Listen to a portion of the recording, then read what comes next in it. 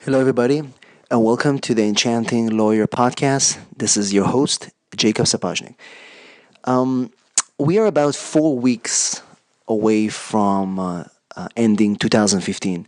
We had many, many interesting guests over the past year and a half on this podcast. Many of them inspired us to do our job better. We learned so much. We shared some technology tips. We heard some interesting stories from people that are lawyers and non-lawyers, and I decided that the next 4 weeks I'm going to share some of my ideas and also maybe answer some of the questions that I've been getting over the past year and a half. And today I wanted to share with you a note that I received from a listener of the show. This is a person that has been listening to the podcast in the past 6 months. And what's interesting is I do get a lot of emails and messages, and this one is a hard copy. It's a note that was actually mailed to my office, handwritten by this person. And I wanted to read a little bit from what he was saying. Hi Jacob, my name is David, and I've been listening to your podcast for the past 6 months. I really enjoyed, and I value your honesty and inspiration. I wanted to share with you something that was bothering me, and I wanted to, perhaps if you're willing to read this with your listeners, it will help me as well, maybe help somebody else. I had my law practice for the past 18 months. I handle bankruptcy, and I feel that as 2015 is about to end, I feel that also this practice is not going to go forward. In fact, I feel that I failed. Sometimes I get clients, sometimes I don't. Sometimes it's hard to pay the rent. I had to let my assistant go as well, and I feel that I'm also failing my family. I quit my job working for a law firm to start something different, to make a difference in people's lives, and I feel that I failed, and I admit it in writing. I admit it to you, and if you read this, your listeners are also gonna listen to this, and when I listen to the show, it's going to reaffirm in my ears that I failed. So failure is something that scared me from the moment I started my practice, and I wanted to ask you, how do you deal with the fear of failure, and how do we overcome that? Now, for me, I'm not sure what I'm going to do with my practice. It will remain to be seen. Most likely, I will try to maybe do something different, or maybe you have some advice for me. But the biggest problem is that feeling that you failed is really hurting. It's hurting personally, and it's stopping me from doing what I want, doing what I love, which is the practice of law. So, if you have some words of advice for me, or maybe somebody else who listens to the podcast, I'd love to hear it from you. Thank you. So, I when I was reading this, and this is not the first a note that I was getting about attorneys and other business people that are not able to make it, or at least the plan of doing what they think should happen is not happening. And feeling that you failed is is is a very it's an interesting feeling, because when you believe that you actually failed, when you honestly believe it, then it stops you from trying doing other things. It stops you from changing the course of things. And people talk about failure all the time, everywhere. I mean, it's something that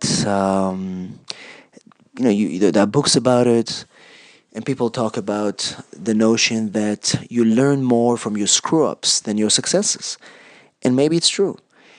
And people, coaches and parents and professors, and they say, you know what, failure is not a bad thing.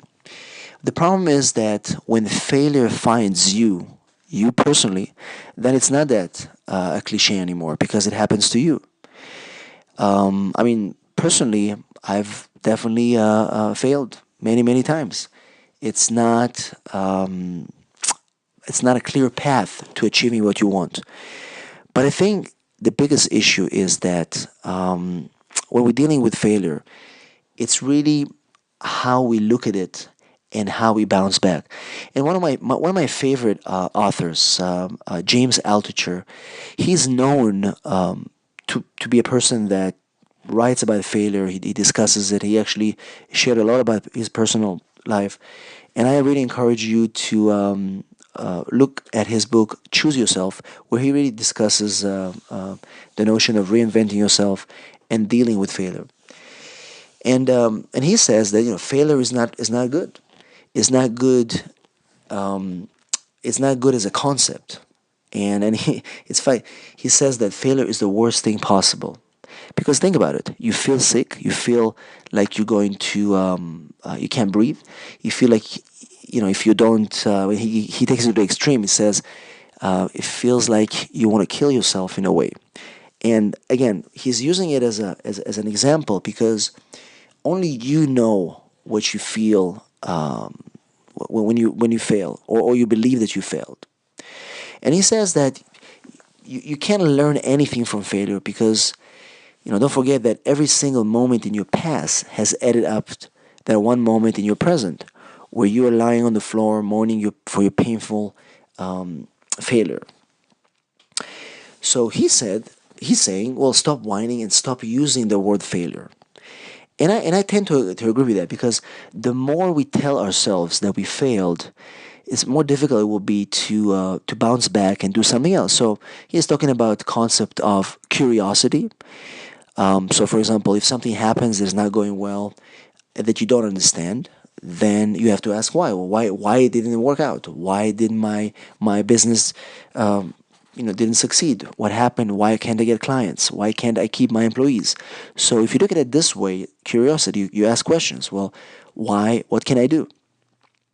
Another thing is you're looking at this from the standpoint of forgiveness. So if you live in regret and say, what, I failed, my life is miserable. If you come from a standpoint of forgiveness, say, what, it happened, it didn't work out. Let's see what we can do.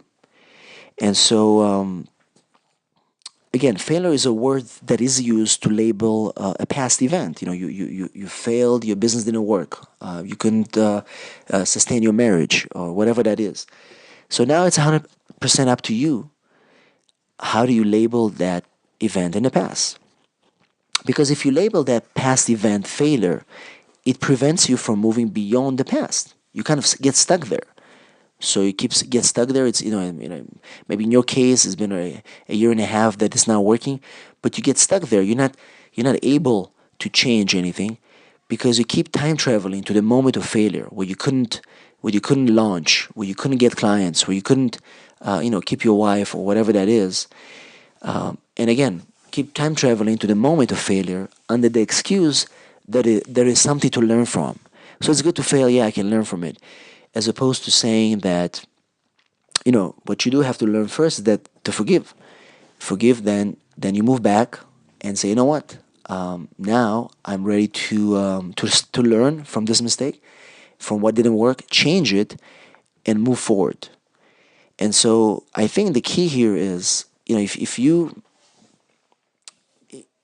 whatever happened, let's say in your case, in the structure of your firm, or how you started it, in your failure in your case is not something that you can learn from.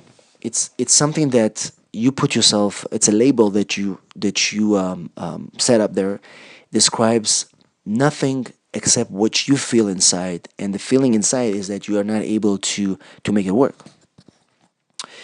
So I think that again, it's not the problem itself. It's just a label. So it happened in the past. You already failed. It didn't work, and now you're trying to go past that and try to do something different. So, I mean, I remember when I started, and again,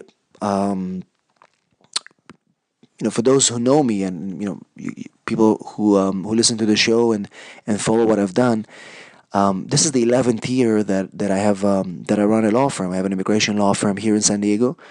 And when I started the firm, the first 6 months were 6 months of interesting confusion and basically running from point A to point B, not knowing really what to do because there's no formula to start a business or making it successful. And the key is that when you start understanding, and for me, again, 6 months, I was literally crying inside every day because things didn't work out the way people around me said, you should be by this date, you should have an up and running office. By this date, you should be getting client. When things are not happening that way, when the pressure from the outside, it's very difficult to move forward. And so I've decided that I'm going to do things my way and I'm going to put my own timeline. So the moment I achieved the first thing, which my case was I want to have a working blog that I can start writing. And for me, that was a goal as opposed to starting to get clients, trying to get money in the door. Were goals which were much more difficult to achieve in the beginning. So once I achieved the first goal, it was much easier to start saying, all right, I'm doing something. I'm writing, I'm getting content out there, I'm getting people to know about my law firm, and let's see what happens. At the same time, let's start working on client number one. And that's the only thing I care about. I want to get one client. And so when you make those little goals, the failure that you perceive is failure is no longer failure. So, things like that. Looking back in 10 years, the structure and the creation of the team was also a process because you don't just say, I want to have a firm with 30 people working there in day one. You build it. You build it as a process and you make small, small, small steps and try to achieve them one by one. And again, when the reason why I wanted to choose this particular note, in addition to it being handwritten, and I can feel the frustration, looking at the handwriting. Um, it's it's um, it's something that I feel people are going through, especially as we come close to the end of the year and we feel that we have not achieved our goal. It's hard, and again, people who are systematically trying to avoid failure. To me, this is far more toxic than actually failing itself. Because there's an extreme vital lesson learned in losing that we tend to chronically avoid out of fear. And the prices we pay, the boredom and feeling stuck, just to name a few, are a silent plague. So avoiding failure is not necessarily a healthy thing. The point is that we don't want to label whatever didn't work as failure. So it's do you ever feel like something is missing? Like you can't just put your finger on it. Maybe you got your bills paid, you have a pet, you have a great job and marriage, but something is kind of off. So you failing is good sometimes. Failing if you don't label it as failure. So you try something, it doesn't work. Failure isn't just the ugly stepchild of success. It's actually the beating heart that gives it a chance. Because if it didn't work, if you don't feel that after 18 months you have the law firm of your dreams or you don't have the law firm that you perceived, that's fine because you probably can take one or two lessons from what happened and say, you know what, I'm going to change that. I'm going to change that. I'm going to do something different, and let's see if it works. Let's see if it works. So I think that it's. I would say, roll the dice. Go buy a toy that you like. Write a crazy blog post and just release. Go on a date. Start a new venture. Spend time with your kids. Just get out of your cubicle and do something that you care about. And this is really important because once you're stuck in that notion that, my business is not working, my business is not working, you're stuck. So just get out of your cubicle and do something you care about. And follow an idea out of passion instead of rotation. Because if you're not passionate about what you do, it's not going to work. There has to be a little passion. Fly somewhere foreign. Learn a foreign language if you don't speak one. Just do something different. Because the only thing that hurts more than losing is being on the bench when time runs out. And so One thing I have to say is,